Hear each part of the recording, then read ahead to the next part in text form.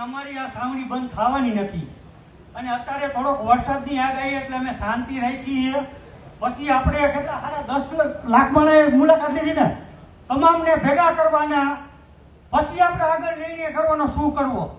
અને એક શિવપુર ને આપણે કાલાવડ, અહીંયા શિવપુર કાલાવડ 3 વર્ષના પૈસા નથી આવ્યા એટલે આપણે જે કમિટી નક્કી કરે તો અહીંયા થાંભલા કાઢવા જવાનું છે. બીજું, અત્યારે તો 144 લગાડી દીધી, કોઈ અધિકારી કોઈને જેતપુરમાં આવું નહીં, અને આવશે તો પછી 144 એટલે ખબર પડે ને શું થાય.